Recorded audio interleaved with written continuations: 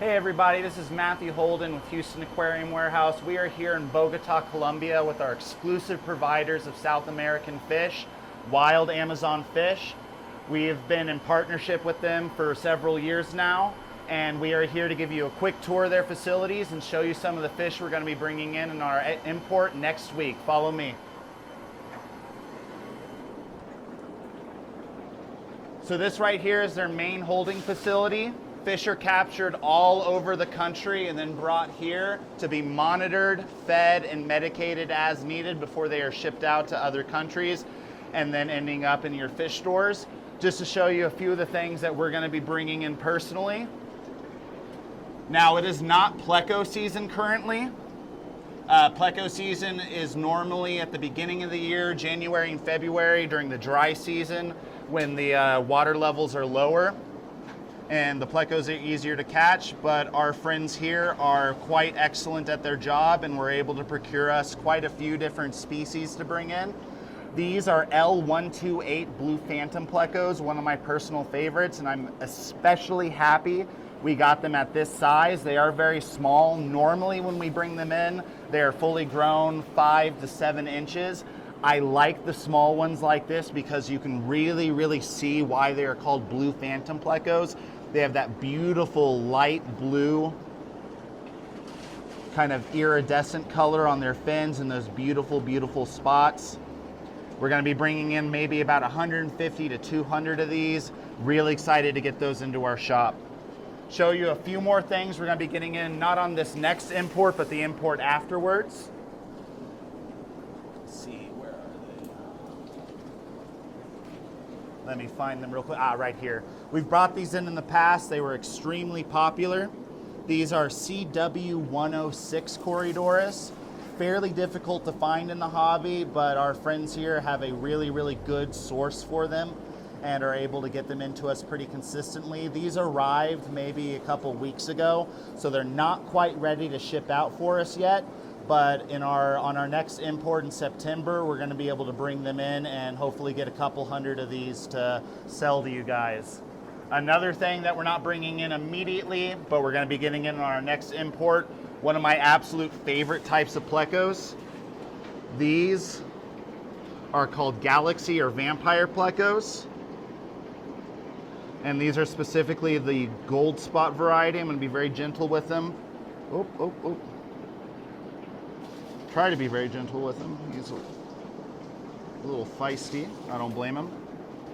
Now, the reason these are called vampire plecos is because they have this one long tooth right there, if you can see that, at the very tip. They use that to kind of dig around in the ground for worms and insects and such like that, but they kind of gives it that kind of like Nosferatu sort of look to them.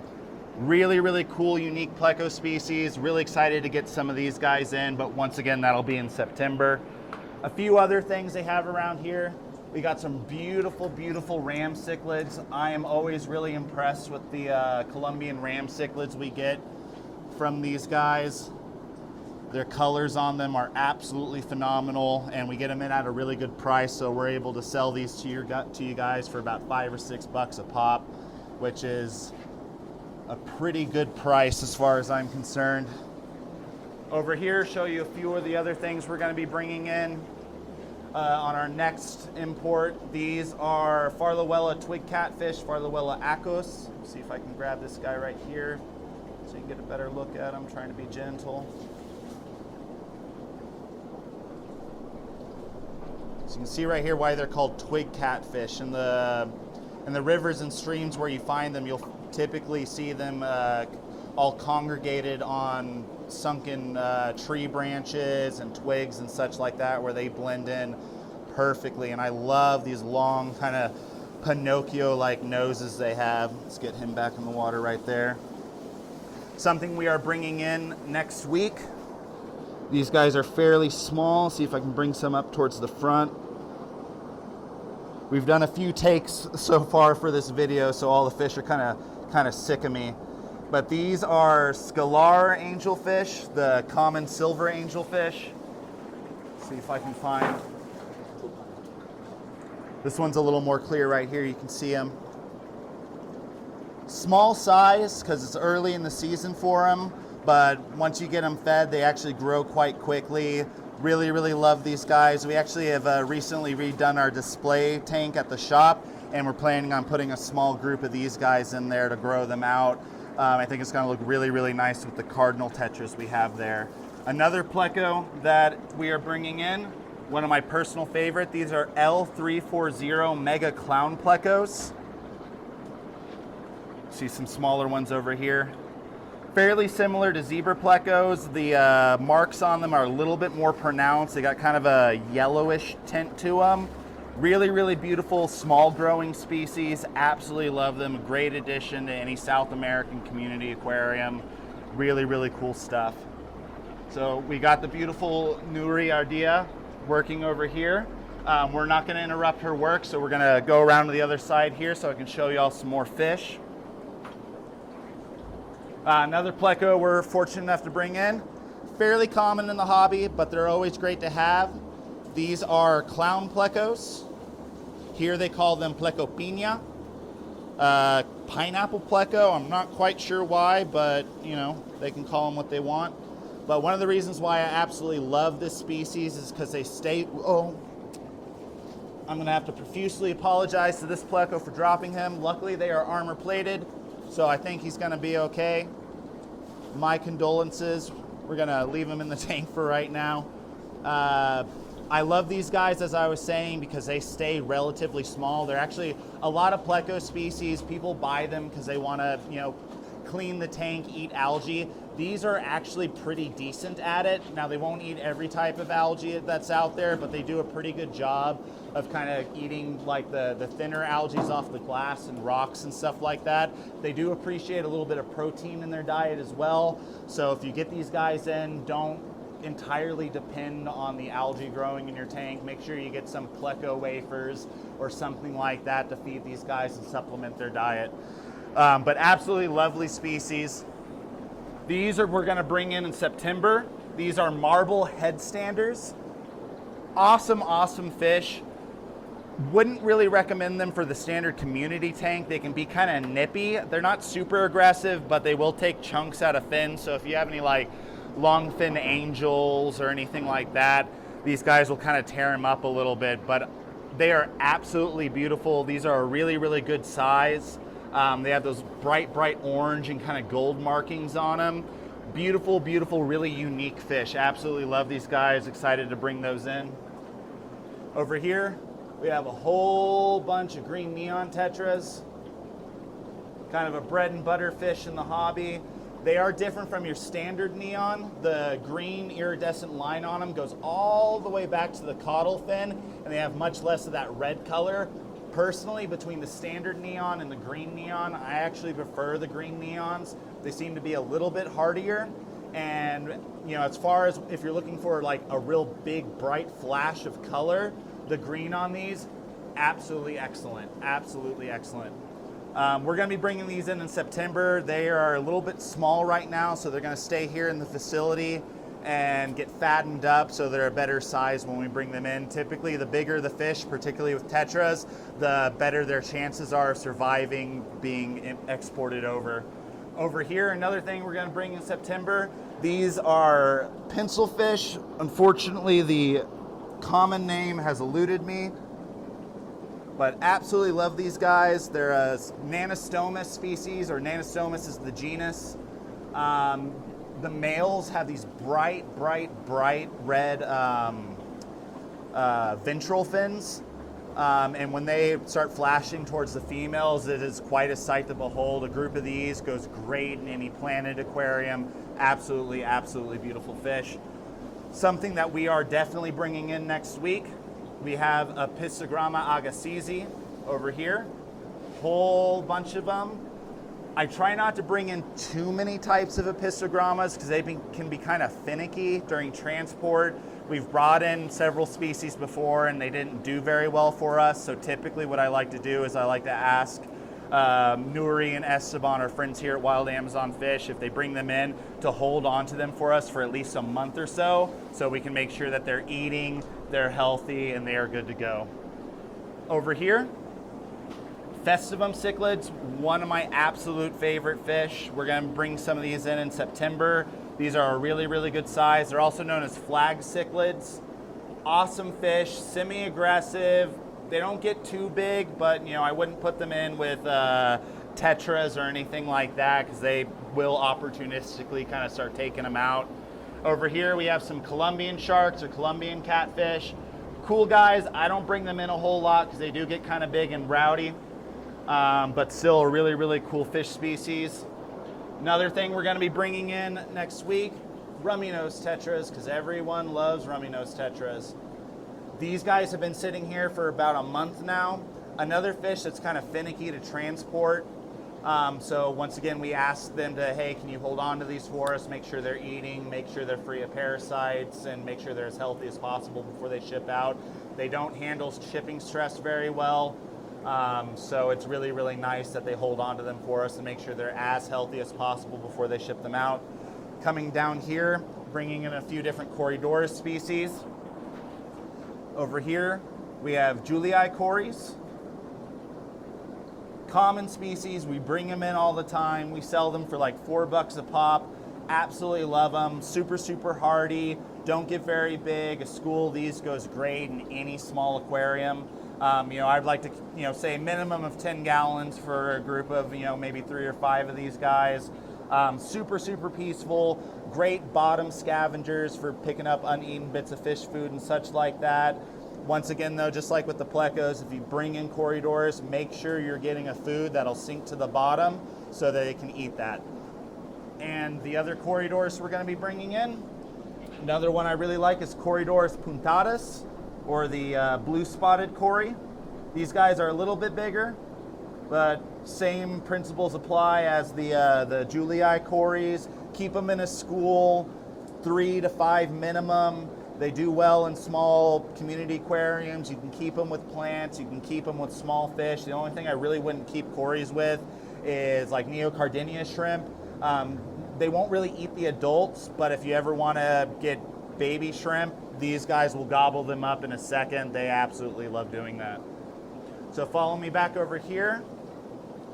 We're bringing in 3 different types of angelfish. We're going to be bringing in Autobapo ultim angels, which unfortunately are not here right now.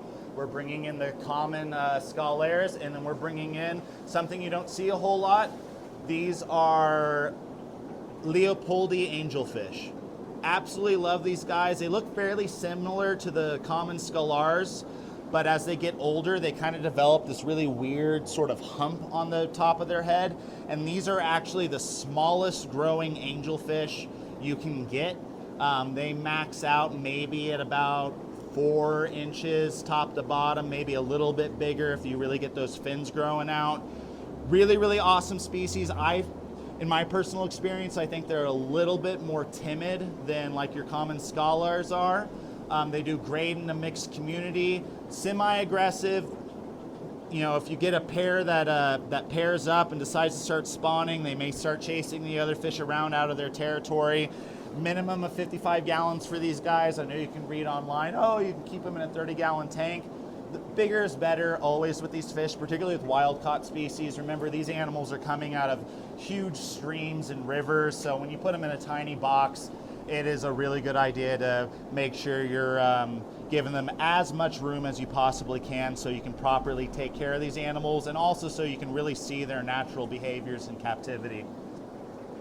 Another thing we're going to be bringing in next week, I love this species and never kept them myself. These are bucktooth tetras or exodon tetras. These guys are awesome. They are beautiful, but warning, these are some of the most aggressive fish you can put inside your tank. In the wild, they're lepridophages, which means that they like to eat the skin and scales of other fish. They're caracans, related to piranhas, and out of all the tetras I've seen, these guys act the most like piranhas. They will swarm onto food, they will swarm onto other fish. So this is something, they're beautiful, they're amazing, but this is a species only type of fish.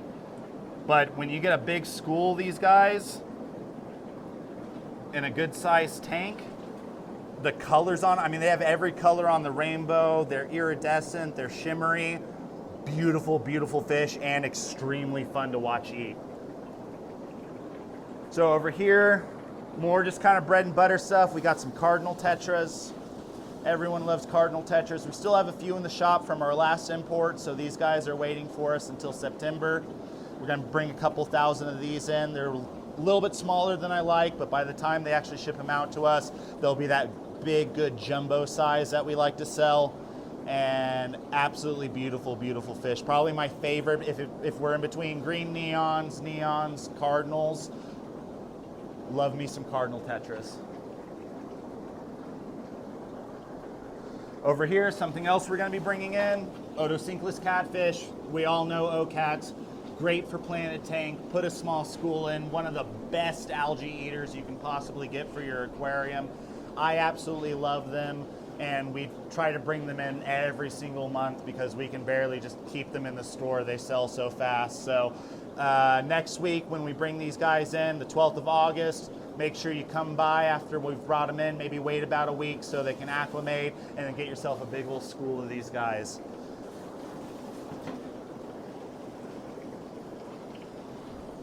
Over here, something I really, really, really wish we could bring in. I think they are awesome, but they are unfortunately illegal in the state of Texas. These are pike caracans, more specifically the marble pike caracan.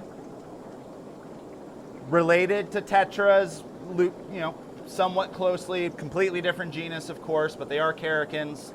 You see that you got those long, long, slender beaks on them. This is a predatory fish.